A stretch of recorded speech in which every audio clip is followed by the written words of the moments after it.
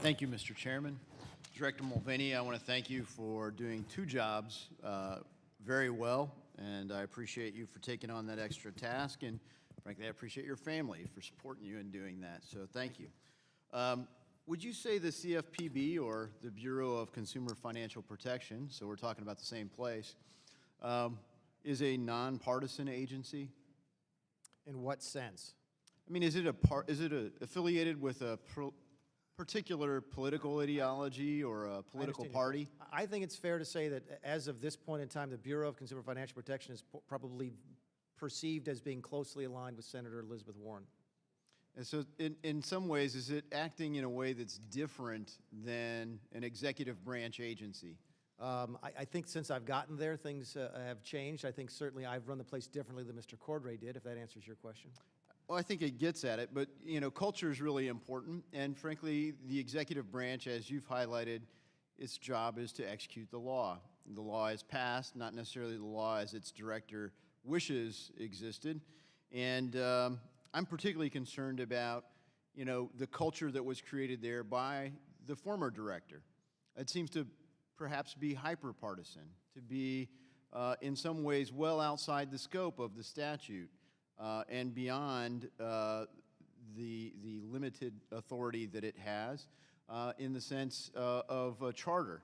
But as you've highlighted, the authority is massive, and so you can really flesh out what is at the heart of the ideology of the person leading the organization. And so, just to kind of highlight that, do you feel that a nonpartisan agency, why would they need to spend money on a PR firm? Yeah, that's a great question. Not really sure if you're speaking of the GMB contract. Well, that would be in the abstract, but yeah, particularly they chose GMBB, which isn't just a PR firm. They're a particular brand of PR firm. What do you know about that brand? What I know is that we've canceled that contract. We're in the process of canceling that contract.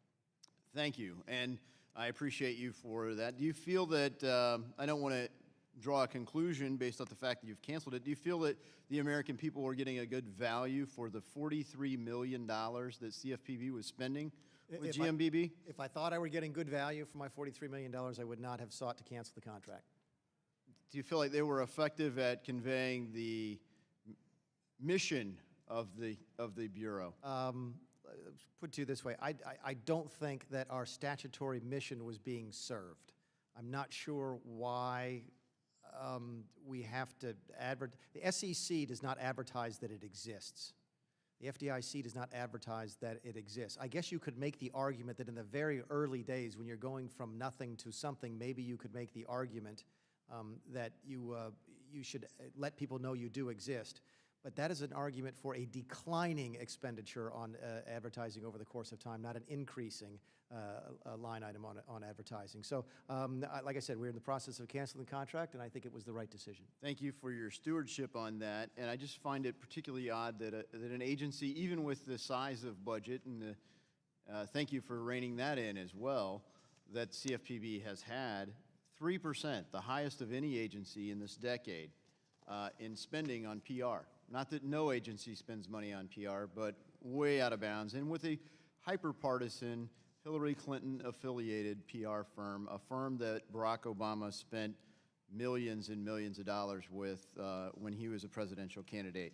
I want to make one thing perfectly clear, by the way, Mr. Davidson, just so, and this is particularly aimed at my colleagues across the aisle. That $242 million that I spent on the building, I could take that and hire Breitbart. I could take that and hire the Drudge Report to do marketing that I like for the Bureau. Not going to do it because it's the wrong thing to do, but I have that kind of flexibility. I could hire the Heritage Foundation to do education. I could hire AEI to do the same type of thing. It's a tremendous amount of discretion. I'm not going to abuse that, but the statute certainly permits it. Yeah, and so I think to your point there, the wide open nature of the statute